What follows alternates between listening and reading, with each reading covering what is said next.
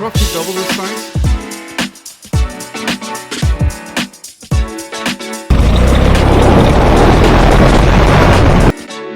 Hey guys, welcome back to the MX Garage. Today we will focus on the driveline. So front and rear pulley, changing the gear ratio and figuring out which belt we use, the clutch setup and so on. So without further ado, let's get started.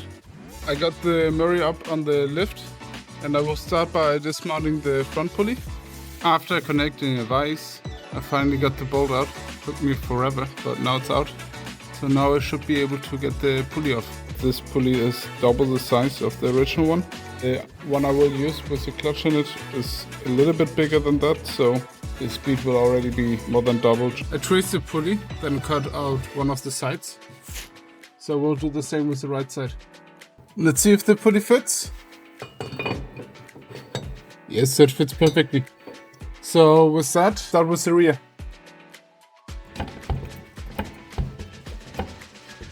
I had to jack up the lawnmower at a different point, so I need to loosen a couple of bolts, and I also need to untie the gear selector and the brake.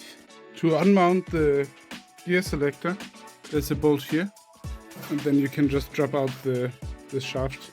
I took off the 6 bolts, one here, 2 there, and the same on the other side. And now the wheels are on the ground again and detached from the frame, so now I'm just missing to remove the brake. I got the brake wire off, and then I realized that there's a crack here. And actually, I don't know if you can see it, the crack goes all the way down. So I will take it off, weld it, and hopefully it's gonna be strong enough. I took the back plate off, so I can just roll the gearbox out. But here you can have another look that it's not attached at all. But I will find a solution and make it stronger and make it better. This is what I did. I welded it with a lot of booger welds. Also added a little metal piece on the inside. It's probably not enough, but then I cleaned up the surface where this one will be.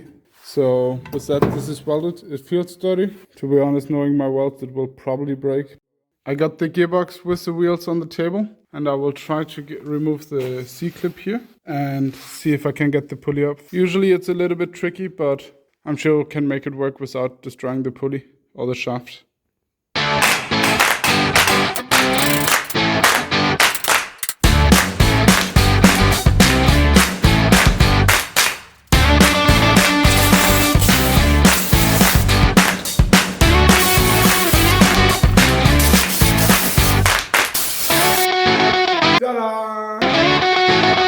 And after all this, the pulley doesn't even fit. It's the next day in real life. I ordered a new pulley for the rear axle. The one I had didn't fit, so instead of modifying it for hours, I decided I'm gonna buy a new rear pulley. In the meantime, while I'm waiting for it, I will remove the governor, which is limiting how many RPMs your engine can turn. So how does the governor work in a lawnmower engine? You have this throttle here, which is connected to this wire, and this wire is pulling over here. So if I move the throttle, you can see things are moving. But in the background, this is staying stationary, and that is connected to the carburetor.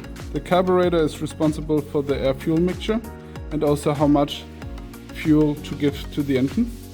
So by opening and closing this over here, the carburetor allows more or less fuel mixture to go into the engine. So what we are gonna do is remove this part, which is the governor, and connect the throttle wire directly to this. We probably need to add a spring so it also automatically retracts, but I will show you how I did it, and then you can do it as well. I will start by removing the governor and then figuring out how to put the wire in a place where it pulls. I removed the governor, so I would like some kind of bracket holding it in place closer to the end. But I will figure it out, so I will get back to you in a bit. I will admit it's not the most pretty thing I ever built. What I did is reuse the original hole to bolt everything on, I put a little band here so it's more stable. And I had this metal laying around, so I added a plate to fasten it, and just with the hand throttle it works and it opens and closes completely. So next up I'm gonna build this throttle pedal. This is what I came up with. So I have the wire out here and it's going to the throttle pedal, which is actually part of the original hand throttle down here. Well, then welded a beam on and added a spring. This is quite makeshift. I'm not sure if it actually will last. I might come up with a different solution, but for now it works. So if you look up here,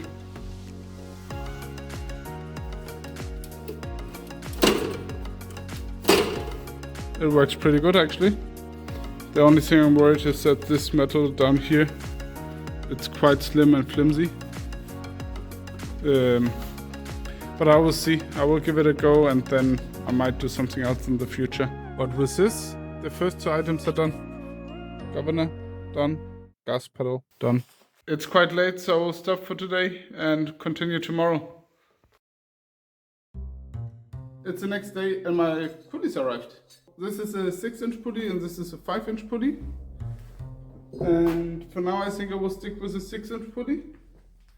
This is the original pulley which was on it, and this is already roughly half the size. So I think it will be plenty. It will probably go 40 to 50 kilometers an hour. What I will do today is mount the pulley on the transaxle, put some oil in the transaxle, mount the transaxle to the frame. I also need to get a belt, so I will get right to it. So I cleaned up the shaft a little bit. Now I'm gonna mount the pulley. Now it fits perfectly. I'm gonna use this transaxle oil, which is ADV 90. However, I'm not sure if it's the best. Most of the transaxle I have seen come with like a little drain or insert plug around the shift linkage. So I will take that out and then here we go.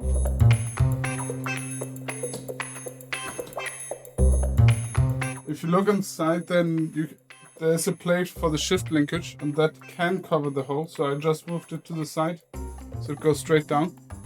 A 10mm typically works for the shift linkage.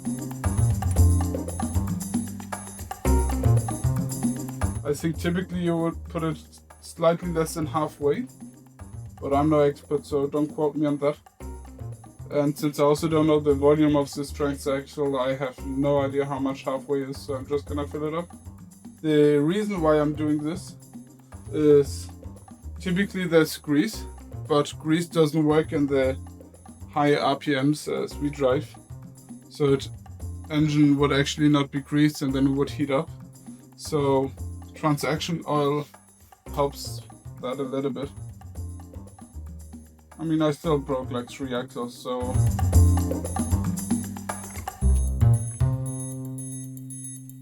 I put roughly 3/4 of a liter in it. This is tight. So with that, I can install the transaxle. I lifted the transmission up on the table and got it roughly in position. Now I will use the jack to lift it up and hold it in place.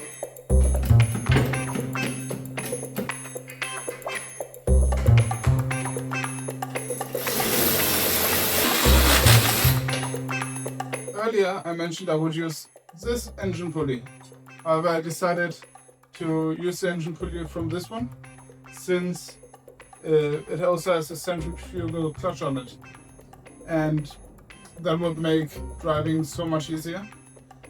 Right now it can't drive anyway, but don't worry, after the race this one will get some love and I will get up and running. And I have big plans. Solid rear axle with a chain converting to a belt drive and maybe a CVT, custom steering, a lot of other stuff. The reason why I like this one so much is because compared to a big Murder, this one is quite light and nimble. It's only like 130 kilos, while the other one is 250. So it's nearly half the weight. It's probably a bit more. I haven't weighed it with the bumpers and bigger engine, but so I will change the setup on this one, but that will be a bigger project. So make sure to subscribe and like so you don't miss it. This is the original front engine pulley, and as you can see, this is the one I just took off, and it's roughly double the size.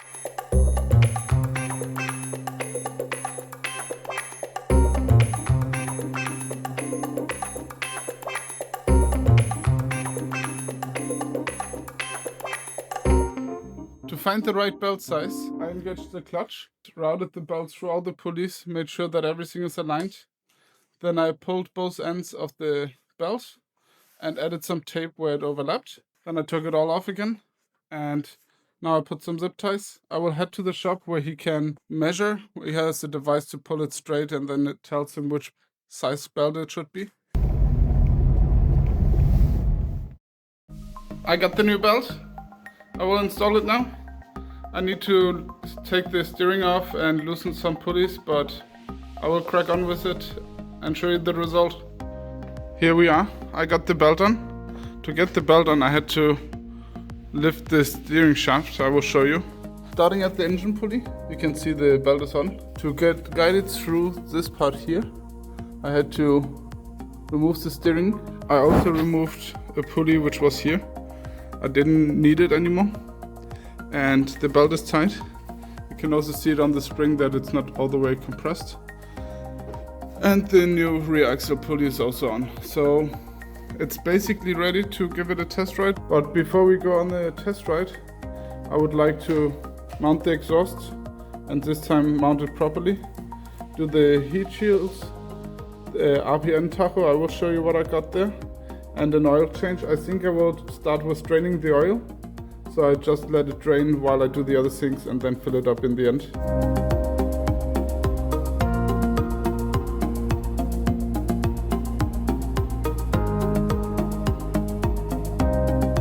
I finished draining the oil and put the plug back on. And while I was waiting, I did some wiring for this guy. This guy hooks up to the spark plug and also has a temperature sensor. So what it does is it shows the temperature of the engine and how many RPM the engine spins with. It's quite handy, and I hooked it up. Then I wanted to test it and it doesn't turn on, so I have to get a different one and contact where I bought it. Next up is putting the oil in. Since I don't know how much oil I will need, I will just put this in some empty oil containers, and there I can see how much I actually use, and then fill it up the same amount. It was 1.25 liters, and this jug actually comes in 1.25 liters, so it should fit perfectly. I'm gonna fill it up, let it rest for a while, and then check a little later. I finished assembling all the little things like exhaust, motor shields, wiring, and then I realized I don't have any brakes. Just for now, so I can go for a test ride, I added this one directly to the mower deck lever. You have to push forward to engage the brakes. I guess it will work, but it's only gonna be temporary. But with that, we're ready for the test ride.